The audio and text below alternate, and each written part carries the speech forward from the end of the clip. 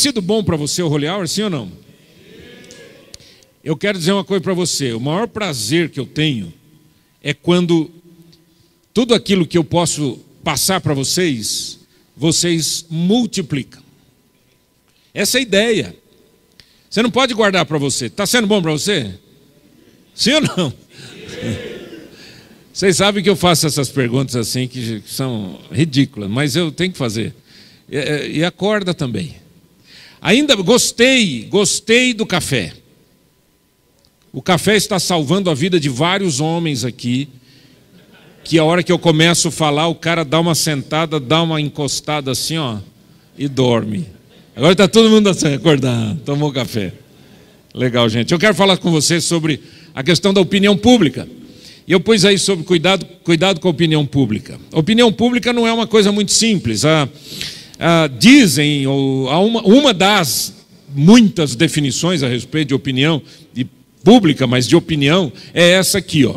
Opinião é o conjunto de crenças a respeito de temas controvertidos ou relacionados com interpretação valorativa ou o significado moral de certos fatos. Eu creio que todos nós tivemos uma enxurrada de opinião pública nestes dias que antecederam a eleição. Sim ou não? Gente quente, feliz da vida, o Aécio vai ganhar.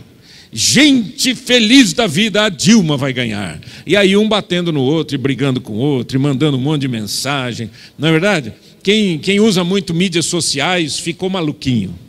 Muita gente falando, muita coisa acontecendo. Eu quero conversar um pouquinho com você sobre algumas questões que para mim são básicas em relação à opinião pública. Primeiro eu quero lembrar com você esse texto de João capítulo 12. Você pode ler comigo em voz alta? Vamos lá? Contudo, muitos dentre as próprias autoridades creram nele, mas por causa dos fariseus não o confessavam para não serem expulsos da sinagoga, porque amaram mais a glória dos homens do que a glória de Deus. A história se repete. Pessoas que muitas vezes não expressam opinião porque têm medo. Pessoas que expressam muitas opiniões, não é? E também muitas vezes porque outras pessoas estão falando. Tem muita gente que não sabe nem porquê das coisas, mas vai falando porque a multidão está falando, porque os seus amigos estão falando. É sempre o medo de ser rejeitado. O texto bíblico diz que algumas pessoas creram em Jesus, alguns fariseus creram em Jesus, mas eles tinham medo dos fariseus. Eles amaram mais a glória dos homens do que a glória de Deus. Deixe-me dar algumas características do lado negativo da opinião pública, características de quem ama a opinião pública. Em primeiro lugar, é a chamada autopromoção. Autopromoção. São aqueles que vão falando porque querem se promover, né? Não estão interessados em muita coisa. Então, por um lado, eu recebi a mensagem dizendo: é isso, o nosso país, que nós amamos tanto, ele precisa, vote em fulano. Domingo, 8 horas, vamos separar o Brasil, vamos acabar com toda essa corja. Ué, mas você não ama o Brasil? É uma questão meio que de autopromoção, né? Eu quero aparecer, eu quero estar na mídia, eu quero que todo mundo saiba o que eu estou falando.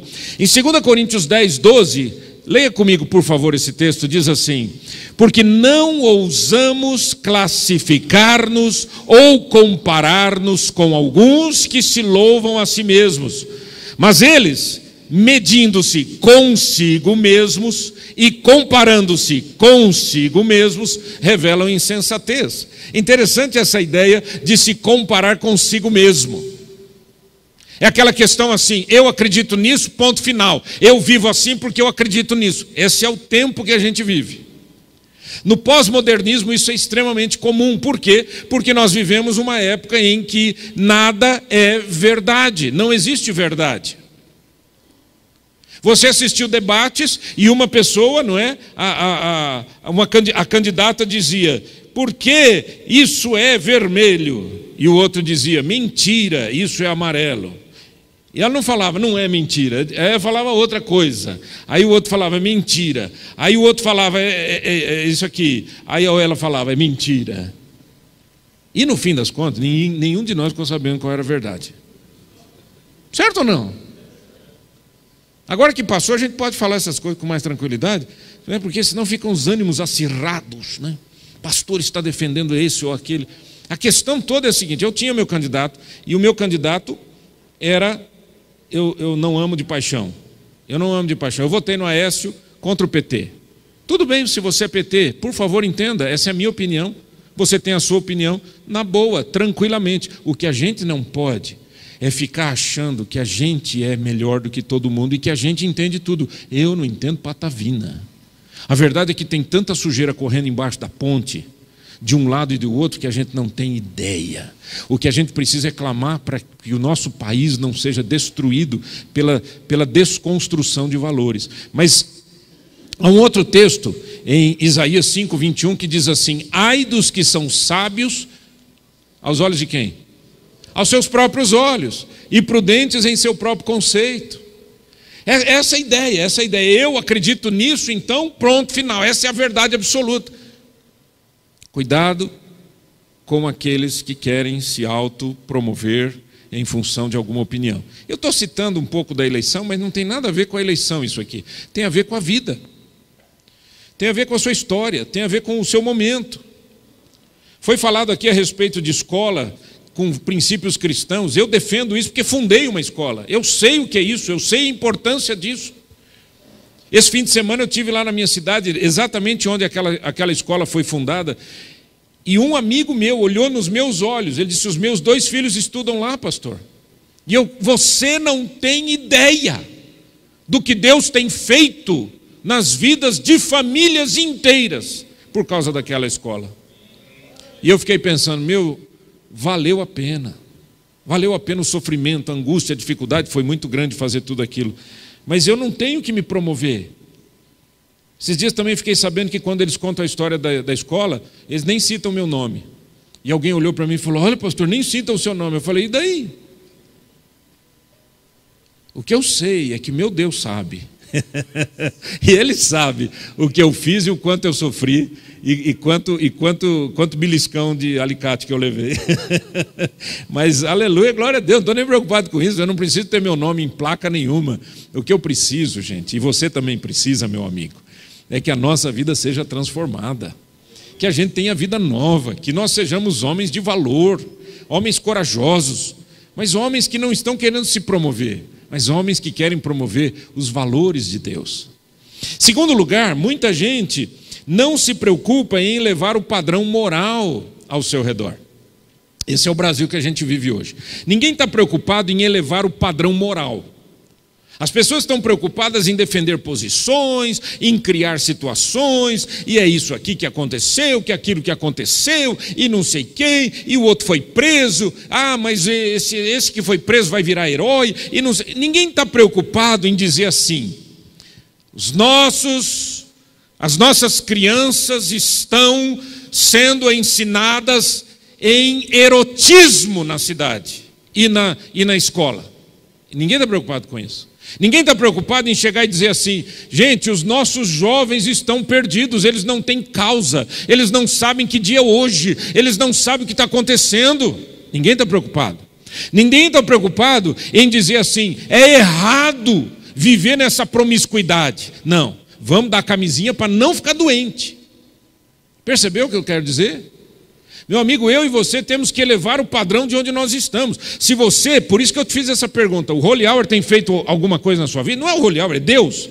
Tem feito algo na sua vida nesse trabalho aqui? Então você tem o dever de elevar o padrão moral das pessoas que estão ao seu redor. No mínimo, de você não ter medo de expor aquilo que você acredita. Tem uns 3 aí que acreditam nisso.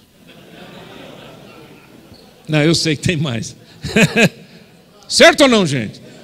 Você sabe por que a gente fala a palavra amém? Eu não sei se todo mundo sabe. Eu já falei aqui. A palavra amém é uma concordância. Por isso que a gente fala. Ela não é uma palavra religiosa, é uma palavra concordância. Quando eu digo ela no começo da frase, se eu falar assim, amém alguma coisa, eu estou dizendo, em verdade é isso. Se eu falar no fim, eu estou dizendo isso, você concorda? Eu concordo. Amém. Amém? Isso, pronto. Pronto, resolveu o nosso problema. Isaías capítulo 5, versículo 20. Leia comigo pensando no que você está lendo. Vamos lá. Ai dos que chamam ao mal, chamam bem. Perdão. Ai dos que ao mal chamam bem e ao bem mal, que fazem da escuridade luz e da luz escuridade. Põe o amargo por doce e o doce por amargo. Isso aqui é o pós-modernismo. É assim, ó, o que você quer que seja? Você come um doce, aí a pessoa pergunta, doce, você fala assim, o que você quer ouvir? Não, é meio doce ou meio salgado? Eu acho que é assim também. Ao bem chamam mal, ao mal chamam bem, a luz chama escuridão, a escuridão chama a luz. Gente, esse é o pior de todos os comportamentos que a gente poderia imaginar em ter. Se você sabe o que é certo, viva o certo. Se você sabe o que é errado, fuja do errado. Se você sabe que os valores de Deus são os melhores, viva os valores de Deus como sendo os melhores para a sua vida e ponto final. Deu para entender ou não? A gente precisa trabalhar para elevar o padrão moral ao nosso redor. Em Marcos capítulo 7, verso 6, Jesus disse assim, respondeu-lhes, bem profetizou Isaías a respeito de vós, hipócritas. Como está escrito, este povo honra-me com os lábios, mas o seu coração está longe de mim. O que é honrar com os lábios e o coração longe? Duas caras, duas opiniões em cima do muro. Não sabe que dia é hoje, não sabe o que acredita, tem medo de tudo, tem medo de falar as coisas. Eu digo não para o erro. Você não diz não para o erro? Mas se a gente falar, vai acontecer alguma coisa. Gente, se a gente não for a favor da verdade, nós vivemos uma mentira. Terceiro lugar. Essas pessoas não temem a Deus, elas não têm medo de Deus. Eu estou falando de quem? Daqueles que amam a opinião pública. Estão entendendo? Daqueles que amam os aplausos, daqueles que amam os confetes, daqueles que amam as serpentinas. Esse povo não teme a Deus, não tem medo, não aceita os princípios de Deus. Eles simplesmente aceitam o que o mundo aceita e rejeitam o que o mundo rejeita. No Salmo 1, a palavra de Deus diz, bem-aventurado o homem, presta atenção nisso que tem uma sequência. Bem-aventurado o homem que não anda no conselho dos ímpios. Primeira coisa, conselho dos ímpios. Segundo, não se detém no caminho dos pecadores. Ele está andando, aí ele se detém. E terceiro, nem se assenta na roda dos escarnecedores. Percebeu que ele estava andando, parou e sentou? Você não pode fazer isso. Tudo que é ruim você sai fora. Puxa o carro. Sai de banda. Mas aí ele diz versículo 2 e você vai ler comigo bem alto. O que diz? Antes o seu prazer está na lei do Senhor e na sua lei medita de dia e de noite. Charles Finney foi um fantástico homem de Deus e ele disse essa frase, se o coração do homem é reto, ele irá ter em mais alta conta tudo que Deus ordena. Se o coração do homem é reto, ele irá ter em mais alta conta tudo que Deus ordena. Se você tem no seu coração a retidão, você vai concordar com Deus, você vai dizer amém, Senhor. Entendeu o que eu quero dizer? Você vai dizer amém, Senhor, e não amém, população, povão.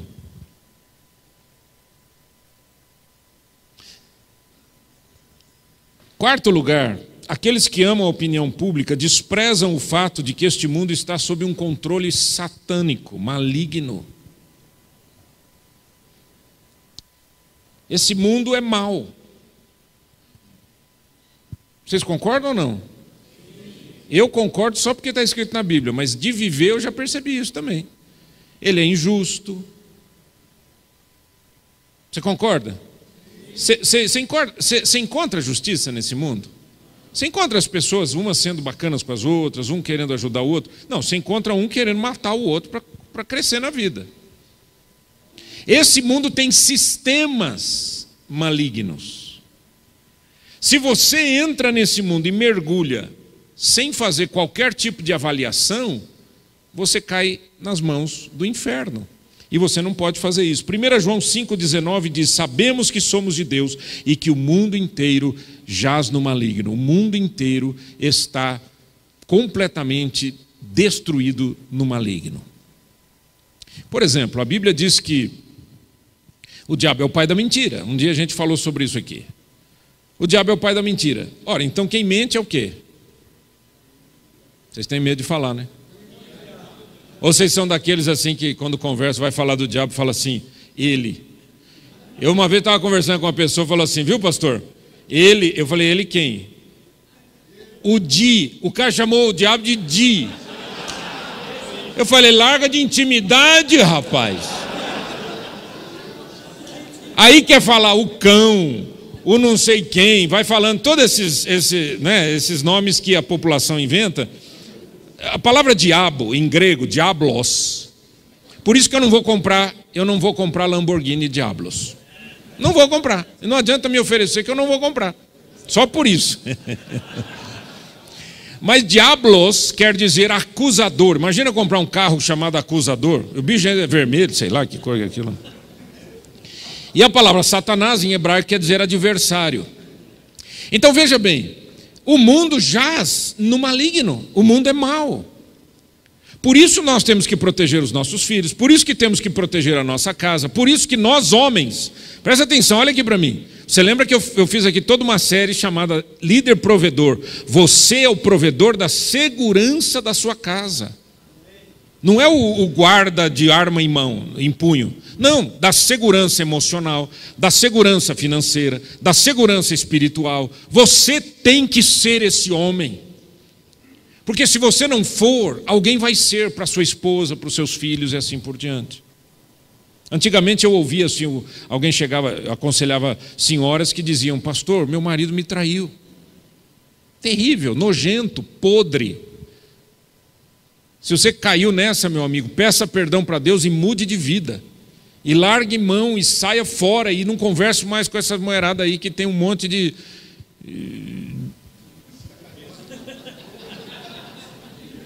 Não preciso nem falar, você já sabe. Certo ou não? Hoje não. Hoje o cara chega para mim e fala, pastor, minha mulher me traiu. Dá vontade de falar, culpa sua. Você não cuidou do teu jardim. Sempre tem um jardineiro vizinho. Ou encrenca. É ou não é? Sempre tem alguém de olho no seu jardim, meu amigo.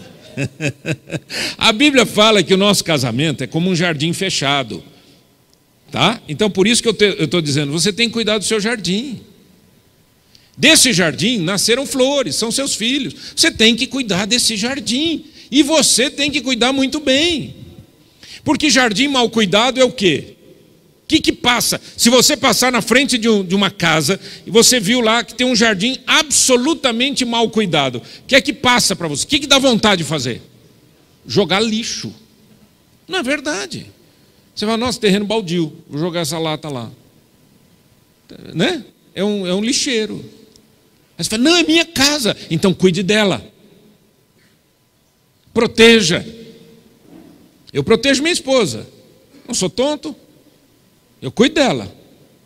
E ela cuida de mim. Ela não é nada tonta. Ela cuida e cuida muito bem.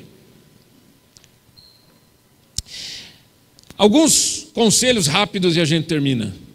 Para sermos homens de valor nessa sociedade. E não homens que amam a opinião pública, os aplausos e os confetes dessa terra.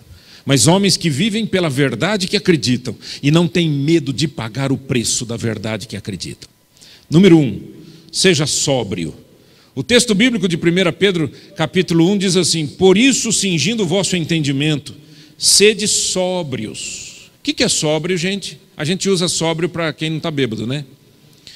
É estar atento, é estar despertado, é estar acordado. Sede sóbrios e esperai inteiramente na graça que vos está sendo trazida na revelação de Jesus Cristo. Seja sóbrio, meu amigo. Não permita que essas coisas desse mundo cheio de malignidade tragam para você essa dormência de consciência. Dormência de consciência é quando você ouve uma coisa errada e você não quer. Você fala, tá bom. Chama a luz de trevas, chama o bom de ruim.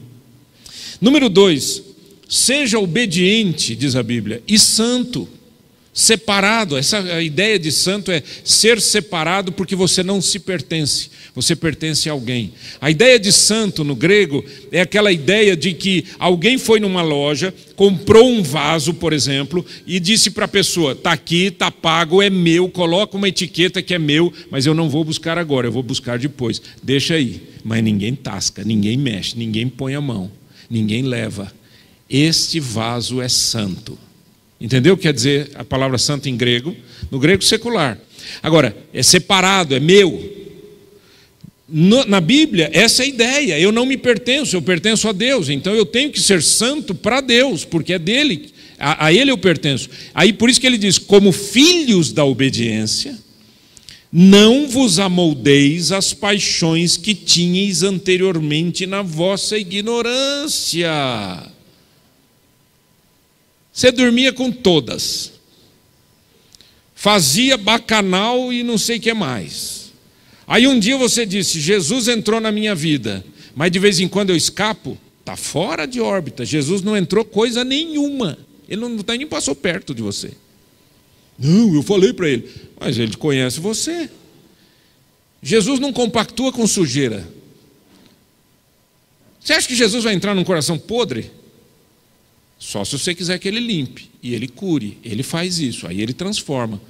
Agora, ele sabe que você vai manter a sujeira lá dentro? Você quer ele, mas não quer ele? Você quer a luz, mas quer as trevas junto?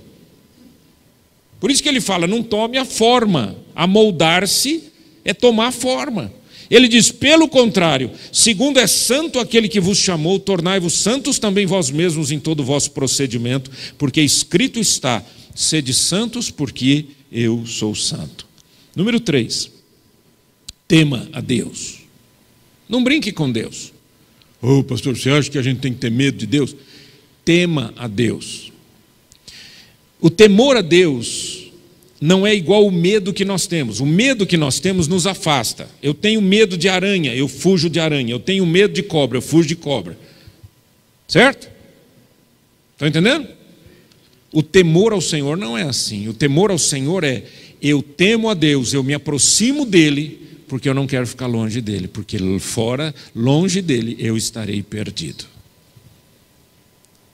Ora, se invocais como Pai, aquele que sem acepção de pessoas julga segundo as obras de cada um, portai-vos com temor durante o tempo da vossa peregrinação. E em último lugar, agradeça a Deus, porque olha só o que diz esse texto me emociona, diz assim, sabendo que não foi mediante coisas corruptíveis, como prata ou ouro, que fostes resgatados do vosso fútil procedimento que vossos pais vos legaram, mas pelo precioso sangue, como de cordeiro sem defeito e sem mácula, o sangue de Cristo. Olha aqui para mim. O Holy Hour só existe porque a gente crê nesses valores. Eu não daria a minha vida por uma causa de um grupo de homens que se reúne para tomar um lanchinho e para dar tapinha nas costas. Eu não faria isso, eu não tenho tempo a perder. Não que fazer amizade seja ruim, mas eu não daria a minha vida para isso. Vocês entenderam o que eu quero dizer. Mas eu estou dando a minha vida nesse ministério por uma razão, porque eu fui comprado. Alguém pagou o preço da minha alma. E não pagou com dinheiro, com prata, com ouro, com posição, com opinião pública. Ele pagou com o sangue dele. Você crê nisso, querido? Você tem vivido uma vida assim, santa? Ah, pastor, a gente tem lutas. Quem tem luta é quem luta, não é quem peca.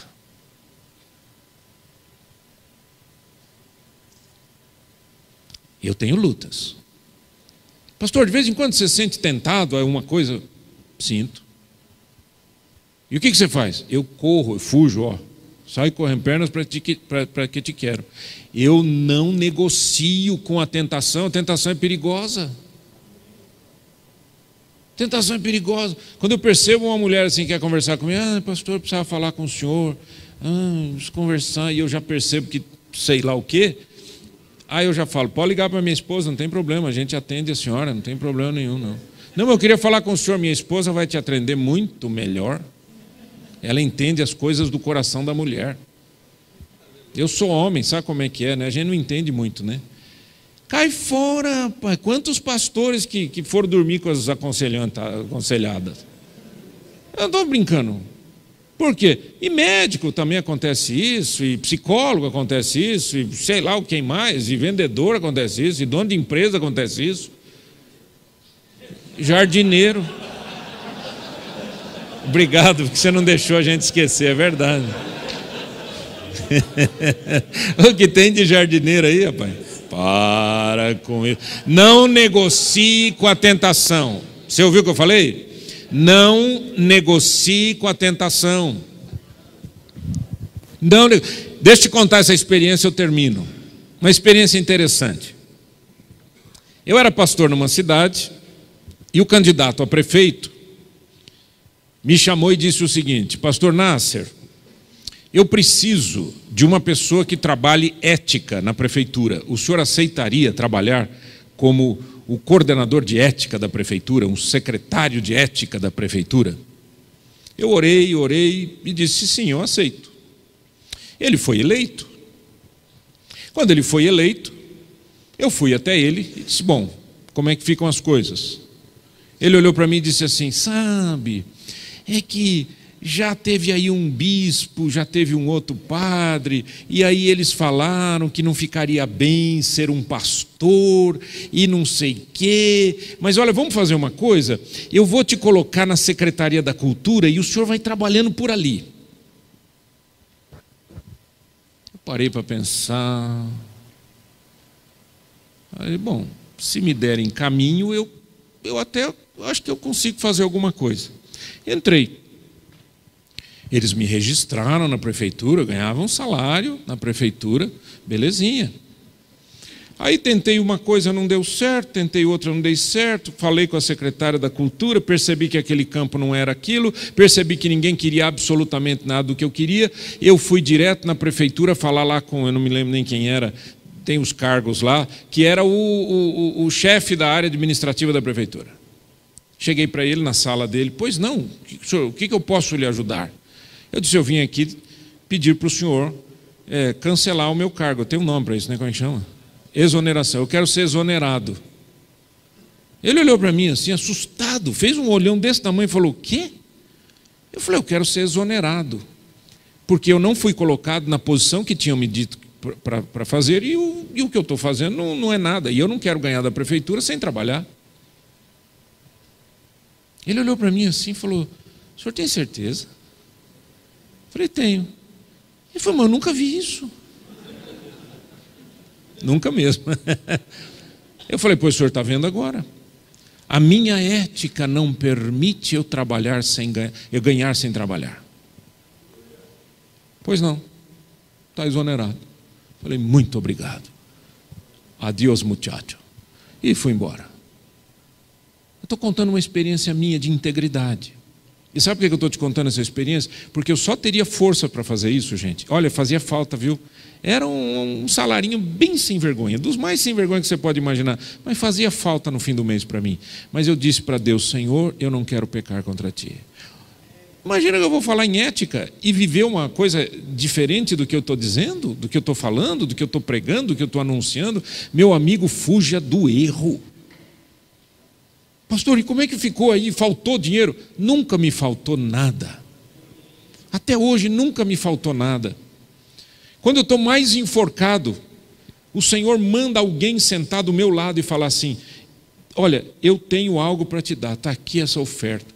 É assim que minha vida é assim. Tem sido assim minha vida inteira. Querido, deixa eu te falar uma coisa. Não caia nessa da opinião pública, nos aplausos dessa terra.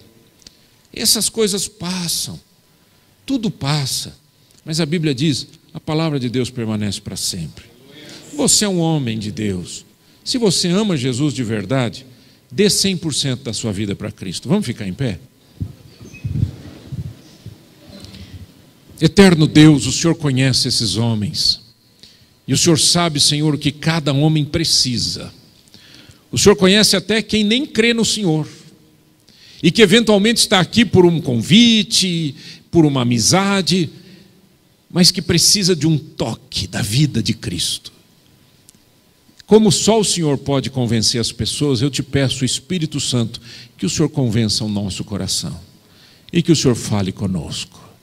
E que esses homens que estão aqui, juntamente comigo, que sou o primeiro a precisar de Ti, possam dizer, eu preciso de Jesus, para não cair na falha ética dessa terra. Em nome de Jesus, amém. Amém, querido? Deixa eu te falar.